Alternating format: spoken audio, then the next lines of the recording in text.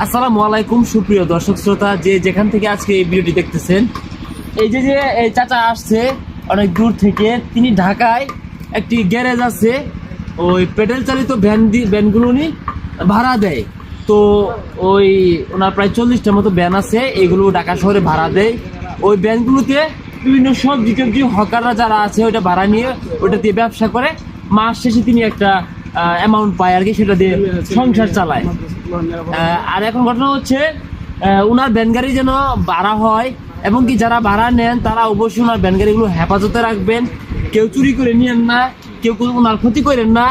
এই জন্য আসছে উনি, আসলে ওনার ওই ভ্যান গাড়িগুলো যেন সবসময় ভাড়াই চলে, সেই জন্য একটু প্রচারের জন্য আসছে আর কি।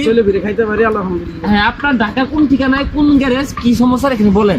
দক্ষিণ খান সদাগরপাড়া ফুলকুলি রোড, এয়ারপোর্টের পূর্ব পাশে দক্ষিণ খান বাজারে পরে। আমি ভাড়া থেকে 22 বছর 25 বছর ধরে আমি প্রতিবন্ধী লোকজন চলে ফিরে খাইতে পারি। সবার কাছে অনুরোধ, সবাই একটু দেখবেন। আমাদের দাদা ভাইয়ের কাছে আইছি, সবাই একটু ফলো করবেন। মানে যে ফলো করবো কি, আপনার ওই যে দেখবো ভ্যান গাড়ি ভাড়া নেয়, ভাড়া করে নেয় সবাই যে চলে, সবাই একটু আমার দেখে করে দিলে আমার মানে ওরা ভ্যান গাড়িগুলো সবাই ভাড়া টাড়া নিবেন। এইটা ফলো করবো মানে কি দেখবো, সবাই দেখবেন, ওনার গ্যারেজটা দেখবেন।